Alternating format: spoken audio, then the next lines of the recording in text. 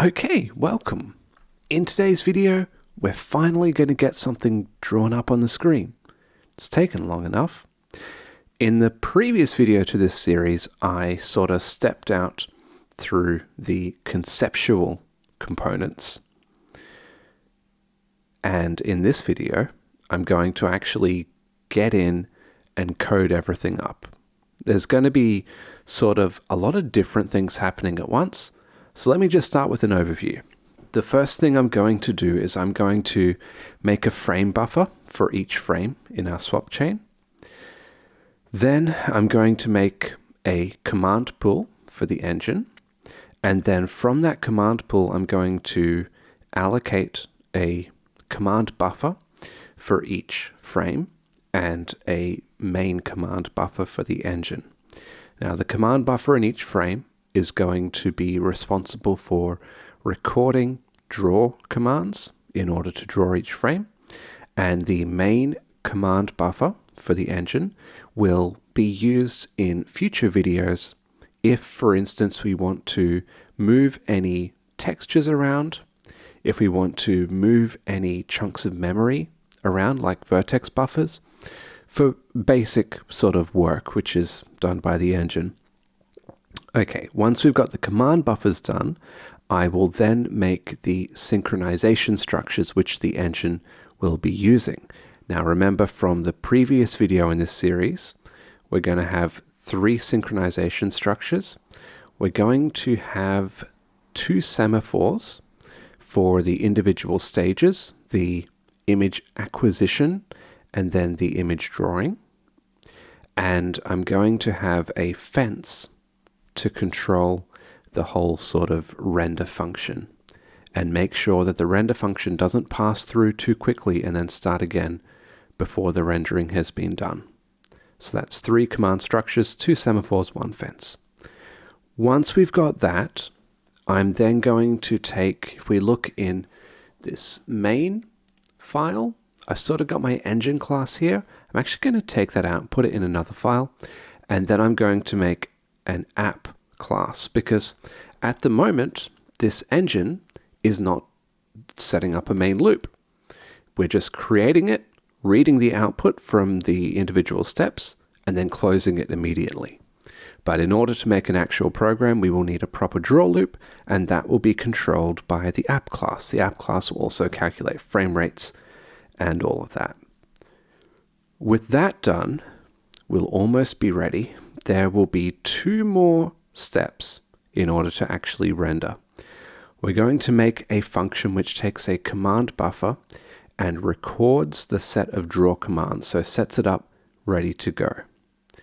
And then we're going to make an overall rendering function which will go through the process of selecting an image from the swap chain, recording the draw commands for that image, and then presenting it to the screen. So with that overview, let's create the files that we'll need and then start filling them in. So the first step, again, was the frame buffers. So we'll make a frame buffer file. And then the next step was the command pool and command buffers. So make this, we'll call it commands. And then we're making synchronization structures. We'll make a, oh, what's that done? Wrong section. We'll make another function, call it sync.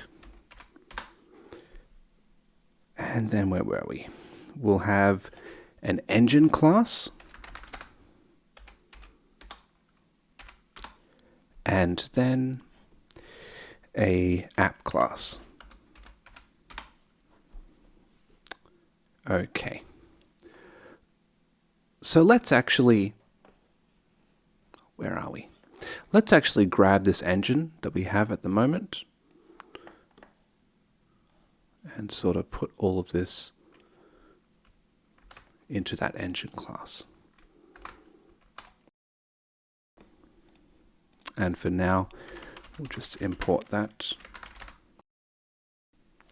We'll rejig this in a second, but that's fine. Okay, frame buffers. So we're also going to need to modify the frame file to add the extra information that we want every frame to hold. Now, like I said, every frame is going to have a frame buffer. And why not, we'll also set up it'll have one of those too. Okay, I'm happy with that. We'll have a look at the frame buffer file.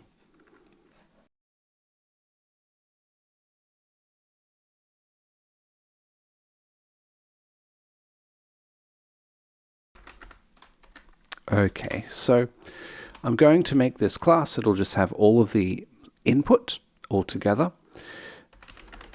So what do we need? We'll need a device, a render pass, and we're going to need to know how big each image is for the frame buffer.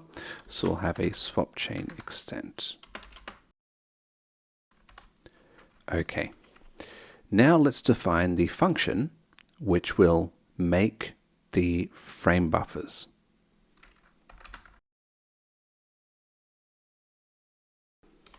So we'll take this sort of one of these classes populated with the appropriate arguments. We'll also take frames, and frames will be a list of those frame objects that we had declared over there, as well as debug mode as usual. So the first step is we, of course, will loop through all of the frames. Then we'll do some work.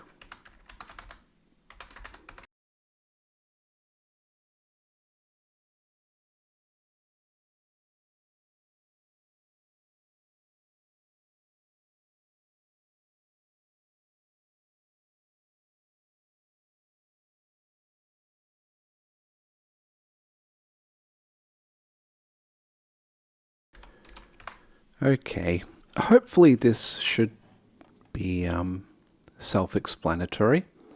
Again, if we have any questions, we can also just sort of hover over the function and it will sort of give an indication of the arguments which the function takes. And we can just sort of make sure we're covering all of the arguments. But anyway, that's all good. Next thing we'll do is we will create the frame buffer. Now this function will not return anything. The frames that it takes is a list, and a list is sort of passed by reference. So if we act on each frame, that will modify the original list as well. Now what we basically want to do is say, okay, the frame buffer on that frame is we go create frame buffer. And then just give it a second. Okay, device. Now device will be the device declared in the input chunk. Allocator, none. What have I missed? But we also need to put the create info. So for that, we'll go like that. All right. Cool. But then, what do we do if this doesn't work? Well, if we control click into this function, then we have this sort of bit here. Now, typically in the C API, this will return a code, and that code should be Vulkan success. If the code is not Vulkan success, in the C API, we could check this, but here we're raising an exception. Okay, no problem. So what we can do is we can take this and we can put it in a try except block.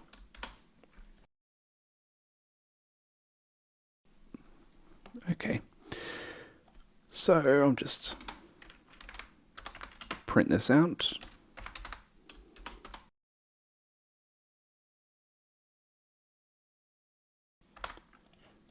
And we'll print a similar message if we fail.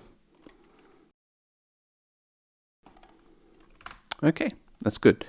Just a side note, we are sort of accessing fields of the frame class, and for that reason I've sort of imported frame This is sort of a habit on my part. I actually don't need this. We could get rid of it. It's fine. Because when we have been passed in an arbitrary object, Python sort of does, under the hood, it sort of does a dictionary lookup on that attribute, which means that we don't need to know ahead of time what the attribute is. Python says, if you trust the code, then I trust the code, and we'll just see what happens at runtime. But the force of habit, I like to include all of the sort of files that I'll be using. If anything, at least so I'll know what to look at if I'm unsure about a definition. Okay, so let's actually use this. So I'll just go over to my engine, and we've got all of these bits. I'm just going to make one more function here, which is, I'll call it finalize setup.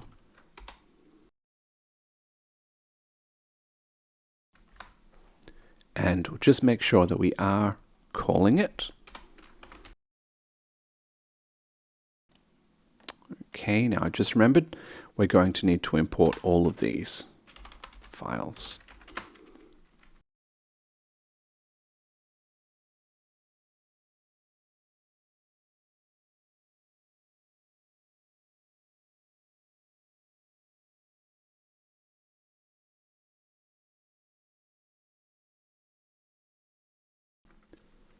Okay, so that is set up. We can now call the make frame buffers function. We'll just put in, okay, so the input chunk will be our frame buffer input that we just defined. Our frames will be these go self swap chain frames, that's the list there, and debug will just be our debug mode. Okay, we will then give it a second. There we go. Okay, we will then need to destroy each of these frame buffers. So we can go down to the cleanup function, and it's just down here. We're looping through each of the frames. So we have this. That's great. We can go destroy frame buffer. We see we need to pass in the device, frame buffer, and the memory deallocator. So device, there, the frame buffer, and the allocator, as always, will be none.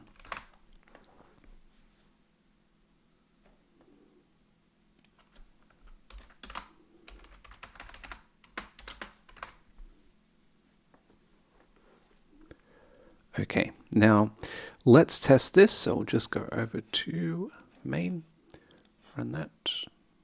Okay, great. We've made the frame buffers and there are no errors. That's good.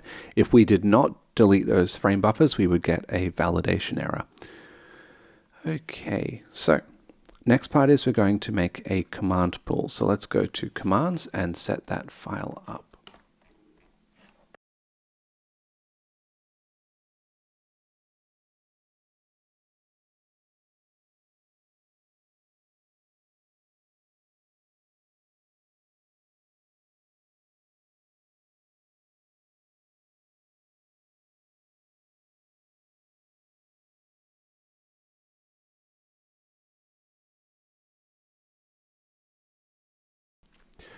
Okay, now part of making the command pool, part of making the command pool is we're going to need to get the queue family indices for the graphics queue, because the graphics queue is going to do all of the work that the command buffers will be doing, basically. So we need to pass in a bunch of extra parameters because they are used by the find queue families function. So that's what they're used for.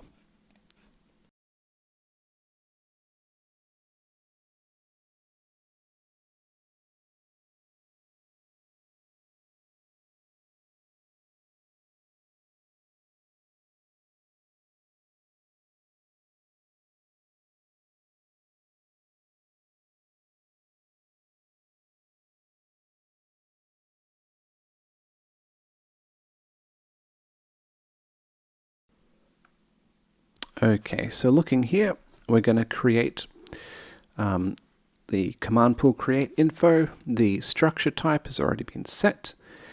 Pointer next is none. Great. Flags, this is important. I'm going to pass in the Vulkan command pool. Let's give it a second. There we are, create reset command buffer bit. Now this is really important. So we're going to have a bunch of command buffers, and what we'll do is we'll grab a command buffer, record the drawing commands, or okay, grab a command buffer, reset it, and then record the drawing commands every frame. Now, we need to specify whether we are allowed to reset command buffers individually. If we don't put this flag in, then we'd have to sort of reset all of the command buffers at once, and that would be a problem. So that's how we're putting that in. And then the other one is Q family index.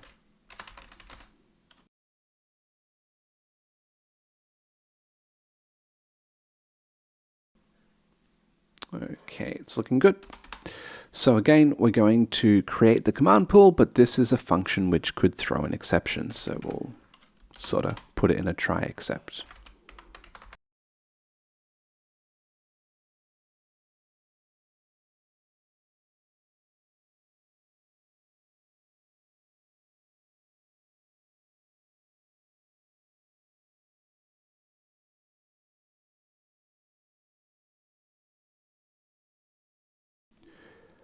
Okay, great. So then we can go to, where are we?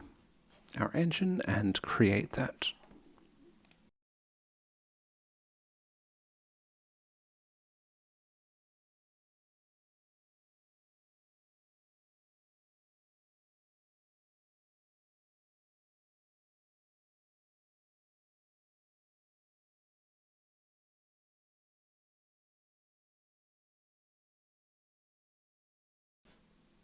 Okay, great. So that should create the command pool. We then need to destroy that.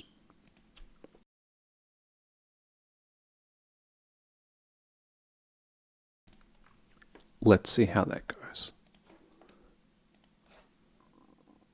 Okay, great. It says we created the command pool and no errors. Okay.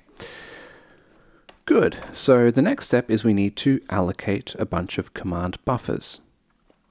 So the way this is going to work is just like the frame buffers, we'll take in an array of frames that we want to work on. We'll loop through and we'll act on each of those frames. So nothing needs to happen there. We're not going to return anything from that. But then, because we want the engine to have a main command buffer, we can actually create a command buffer and then return it from the function. So again, a side effect of the function is that it populates the frames, and an output of the function is the main command buffer. But before we get to that, we'll just create a class to store the input parameters.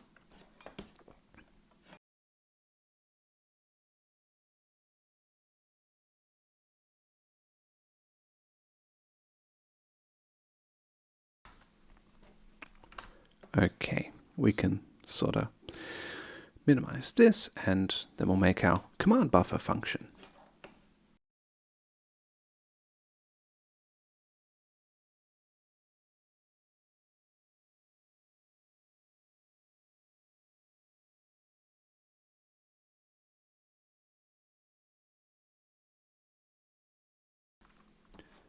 All right, so the job of a command pool is basically to allocate command buffers. This allocation info describes the allocation of one command buffer. We'll reuse it multiple times to allocate a whole bunch of them.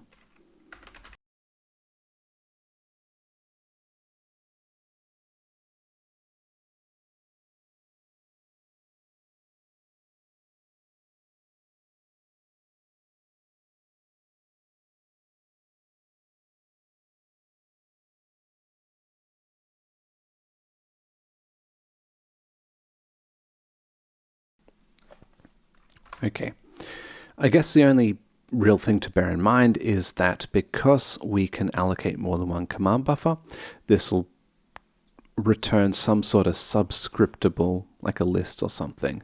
So we just grab the first one. Fair enough. Now we'll pretty much redo all of this to allocate the main command buffer.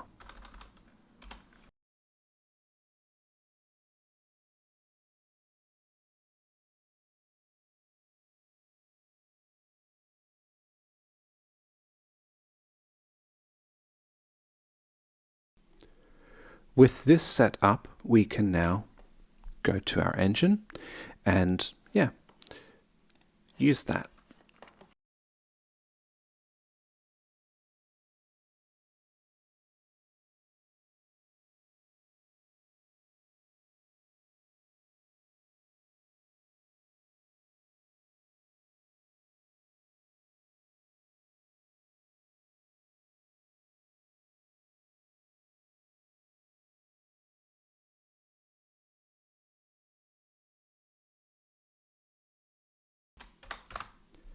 Okay, we can run this again. And it works. We allocated all of those, no errors. Remember, the allocation and deallocation is done by the command pool. So when the command pool is destroyed down here, the command buffers are as well. We don't need to worry about managing that. So now we'll work on the synchronization structures.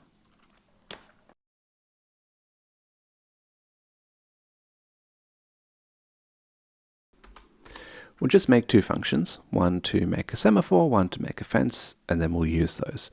These functions will be pretty simple, pretty straightforward.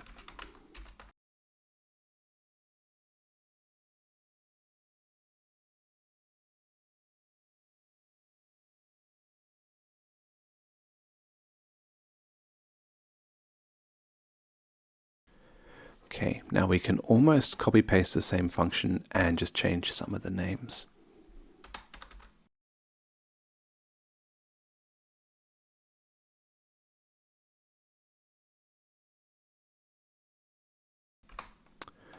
This is an important bit though. We want the fence to start open. When the first frame goes through, of course, the draw function is completely fine. There's no rendering that we're waiting on. So the fence should always start signaled, in other words, open. Okay.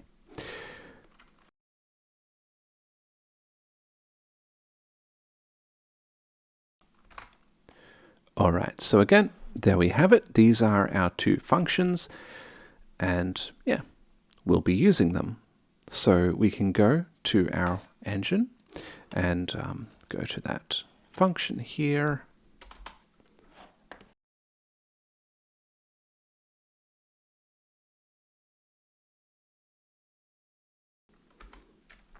Okay, so we've got the fence and then the two semaphores.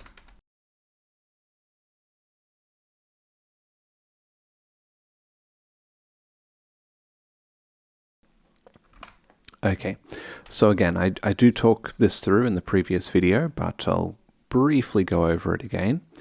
The image available semaphore is, the graphics cannot proceed until a valid image has been fetched. So the image available semaphore is signaled by the acquire next image function, and it's waited on by the graphics work, basically. And then the graphics work will signal the render finished semaphore, and that will be waited on by the present work, if that makes sense, because we can't present an image until it has been properly rendered. Okay, good. So then we'll need to destroy these.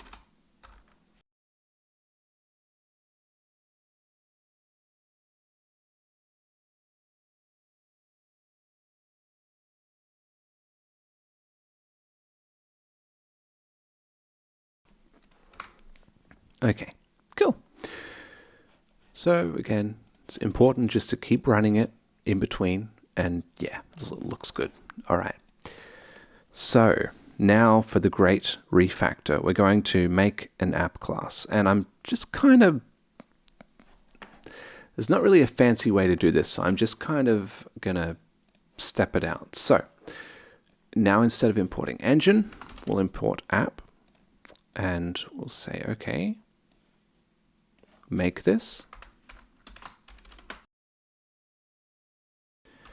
And when we create the app, we're going to pass in the info that we'll need. So we're going to pass in the screen width and height, and then the constructor of the app will be responsible for creating the resources, if need be, passing them on to the engine. Also put in the debug mode, we'll specify that there. And yeah, I haven't coded this up yet, but it will exist. Then what I'll do is I will call a run function, which will start a main loop. When this function ends, the main loop has ended, and so we can close the app. Okay, now I'll just go over to, well, what are you complaining about? Unindent doesn't match. Yeah, see here we have some tabs.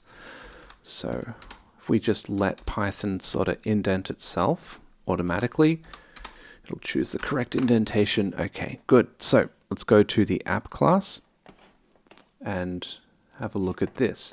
So the app class, of course, it's going to need Glfw to make a window, because the app will need access to the window in order to get input, because the window is sort of an interface which takes keyboard strokes and mouse positions and everything. But it'll basically create the window and then pass that window along to the engine, which will then do work with that. And yeah, anyway, so I want to have a class app, and we'll put in the same arguments that we sort of hinted at before. So we'll have width, height, and debug mode. Okay. And the first thing we're going to do is we're going to build the Glfw window. And we're not going to store the, well, right now we won't store these. We might store them later. But for now, I'll just kind of take these in as arguments and pass them along. So we can go to the engine, and up here we have this build Glfw window. We can steal that, because this will be done now by the app. So we can go back here, get rid of this function. We're not going to use that. And I'll, yeah, modify this in a second. But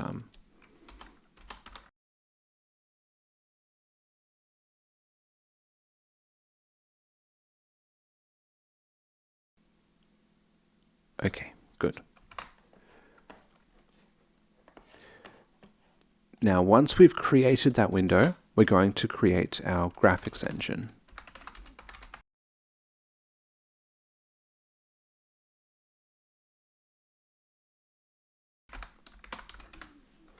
Okay, good.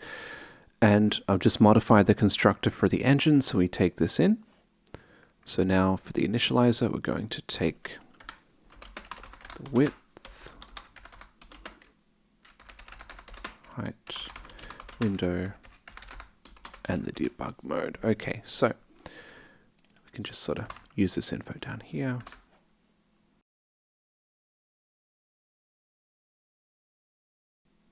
Let's give it a second. Okay, good. So what do we have? Now I'm going to have a bunch of extra parameters, and these are used for frame rate calculations. They're sort of, I'll paste it in. They're sort of just the standard frame rate calculation variables and procedure that I use in all of my tutorials, basically.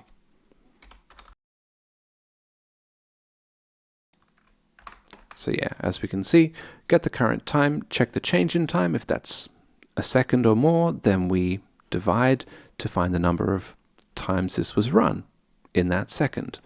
And we output that as the window title. Okay. Sure, this is all familiar. The last two things I need the run function,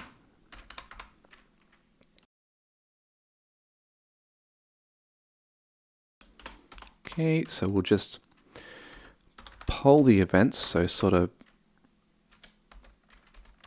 grab off, flush off any events which haven't been handled, which, hey, we're not going to handle any events, and I guess except for the exit event, and then calculate frame rate. And that'll be it for now.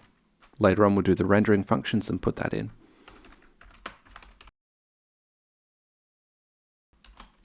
Okay. Good. So let's just run this, check that it's working, go to main, run this. Uh-oh, that's not good. App object has no attribute build Glfw window. What? Yeah, you should. Ah, ooh. This should be Glfw, not the other way around. Okay, that's good. Now, if we check this out, this is doing pretty much absolutely nothing, about 150 to 160,000 frames per second. This is about as good as it gets. And we exit and there's no errors. That's even better. Okay, so now let's dive into the weeds again and get these drawing functions. So remember, there were two component functions. The first one was just to record drawing commands, and then we have an actual render function. So let's start with the record commands.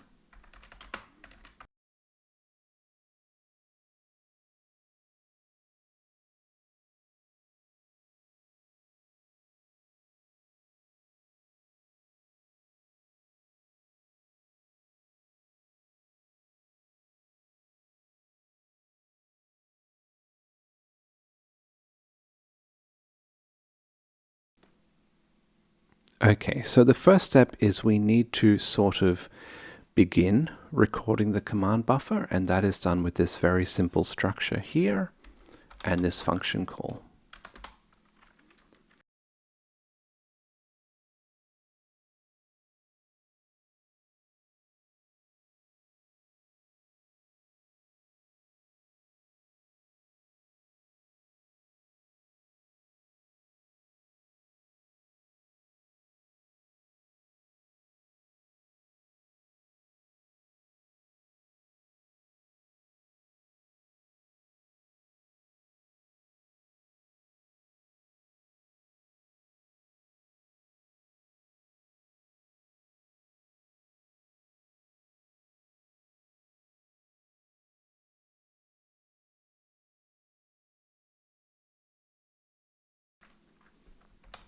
Okay, so the next step is we sort of define a bunch of information which we need in order to begin a render pass. This should be self-explanatory. Some of it is a little esoteric. For instance, the way this info is bundled here to form the render area. This is our XY offset, and this is the width and height is bundled in here. And then the other thing here is this clear color. So we sort of, this is the red, green, blue alpha that we're going to clear the screen with every frame. We define this here, and then we sort of pass it in with this FFI, foreign, what is it? I think it's foreign function interface or something like that. Anyway. But the reason is, if we were to put this inside the constructor, then we'd have sort of a Python wrapping around it and it wouldn't be so bad. But here we're declaring something after the thing has been constructed, so we need to use more of an esoteric C style. We don't have pointers in Python, so we use FFI. Anyway, but this is just one of those things. Experiment with it, see how it goes. What we'll do now is we will begin the render pass.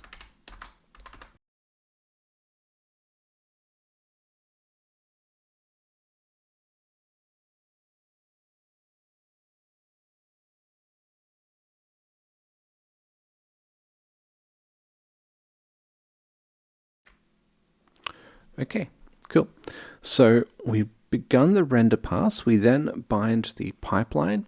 In other words, everything that we created earlier in the series with the shader modules and everything.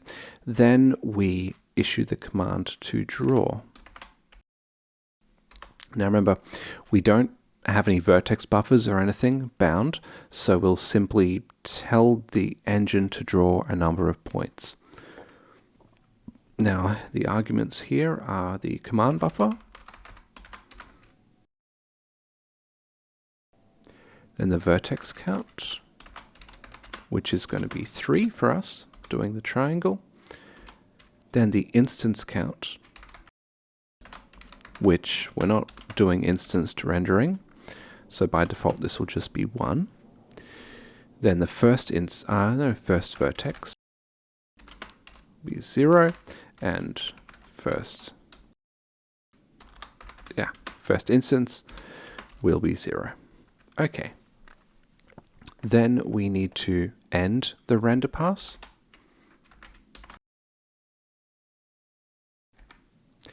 And then we need to end the the recording of the command buffer.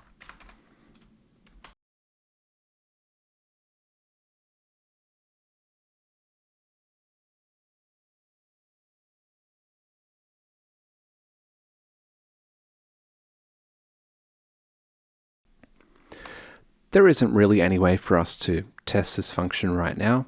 We'll sort of have to come back to it later if there are any errors. The last function, is the render function. So the render function will sort of coordinate the steps.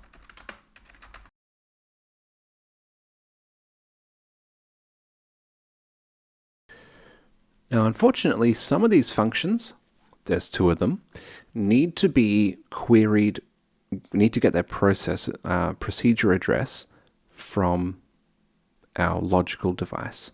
So what we can do is just run through this. We'll go Vulkan get device procedure address, and that is, we'll put in self device and the name of the function.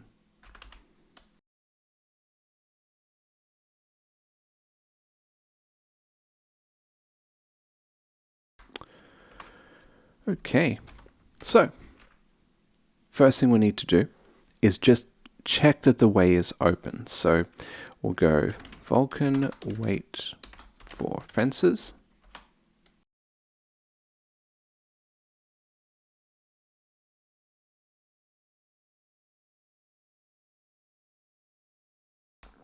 Okay, so here we have, these should be pretty self-explanatory. We're just waiting on this fence here, this one. Wait all, well, if we had several fences here, we'd say, do we wait for just one of them or all of them? It's pretty trivial right now. And then timeout is the number of, I believe it's microseconds, or no, I think it's nanoseconds. Yes, nanoseconds, that's correct. The number of nanoseconds that we want to wait for that fence.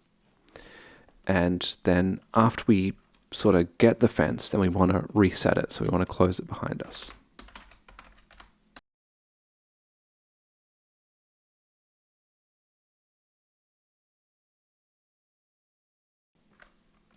Okay, we can actually experiment with this. So if we go over to the app,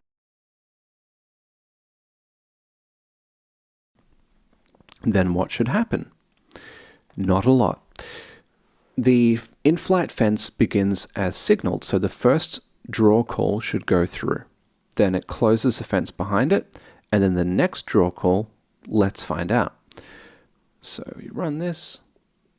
Okay, now it's sort of stopped. What does it say here? It says, oh, that's not good. That's not the error I'm expecting. Go back here. This should be fence. Okay, try that again. Okay, now have a look at that. It popped up for a second, and then it stopped, and it said, okay, down here we have this callback. It says raise exception codes, and it's raised a Vulkan timeout. So the fence has been triggered, and then there is sort of nothing. So this timeout will this timeout will trigger. Now, if we decrease this, we decrease the timeout to 1 microsecond, if I've got that right, hopefully, then this should happen even faster. Yeah, even faster. So this is sort of an indication of how the timeout function works. If we pass in the largest possible unsigned integer under 64 bits, then that's a special flag to indicate no timeout. However, if we're making a cutting-edge graphics engine and it's taking longer than a second to grab a frame, that is definitely an acceptable timeout. Okay, so let's say we've done all that. Now what we want to do is we want to grab an image index from the swap chain.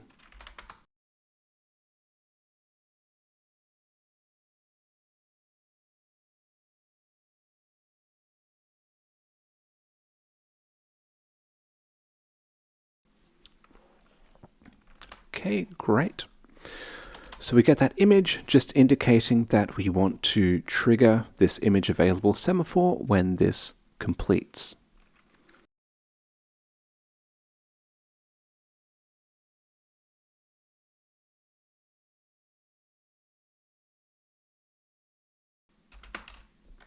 Okay, then we grab the command buffer for the corresponding frame and reset it, and then we record those drawing commands on that command.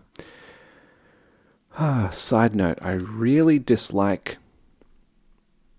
you may notice it as I record these videos, I really dislike that feature where you hit enter to autocomplete or go to the next line or whatever, and it sort of erases what you wrote. That makes no sense. Anyway.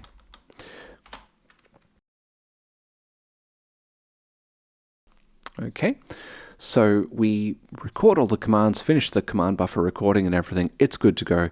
We just need to submit it for execution. So we have this submit info structure, and there's quite a bit involved here. So we declare how many semaphores we're waiting on.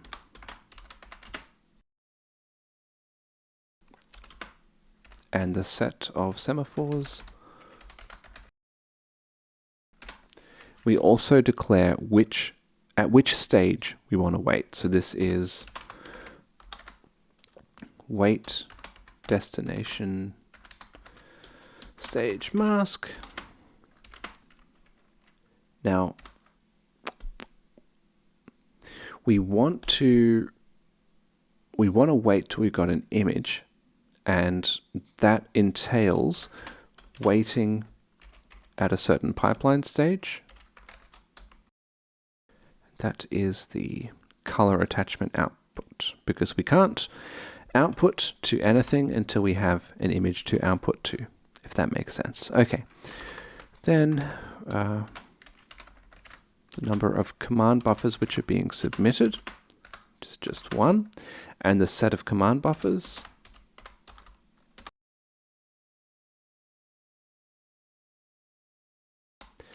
And then the semaphores which we will signal upon completion.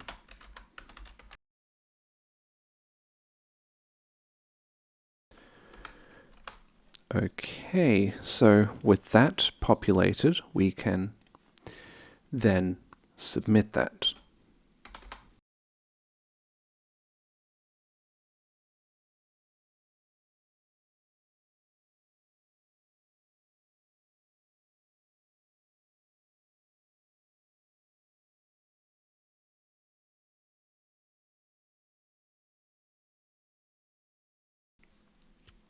Okay, so as you can see here, we submit everything. We also indicate that we want to signal this fence, the in-flight fence, upon completion. So in theory, we should be able to run this. Can we? Let's find out. I mean, we're not presenting anything to the screen, but we're not going to time out up here because we are resetting that fence. So we can go back and run this. It does complain though, and we get a validation error. And then we time out. Okay, so the validation error here is a little hard to read, but it's basically saying we have a semaphore which has been signaled, but nothing is waiting on it. So this is just sort of an internal check here. Because of course, we're not finished. Like I said, we need to present this image to the screen. Just check that's lining up. Yep, that's good. Okay.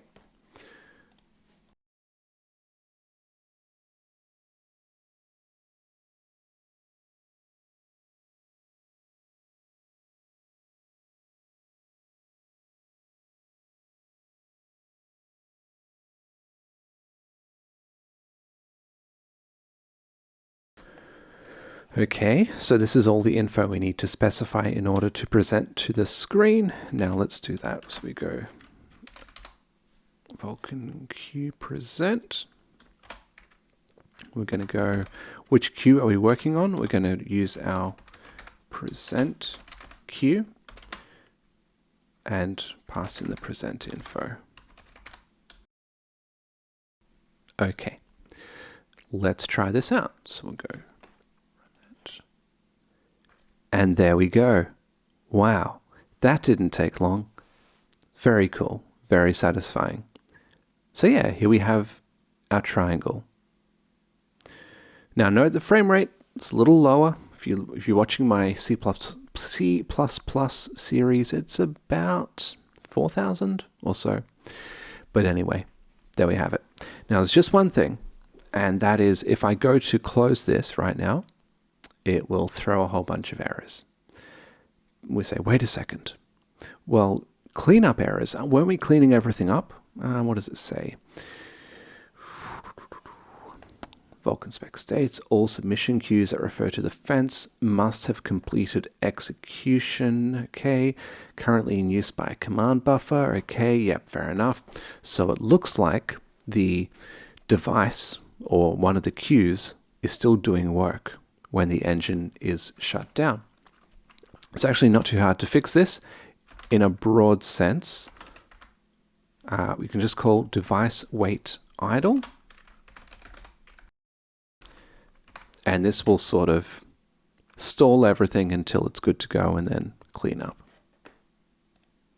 Okay, so we've got our triangle. And now it exits with no errors. Awesome. So yeah, it's a bit of a long video. I'll try to edit it down as much as I can. A lot of coding today, but yeah, we have our triangle. So thanks. I hope you had fun. Hope this was informative, and yeah, I'll see you again soon. All right, bye.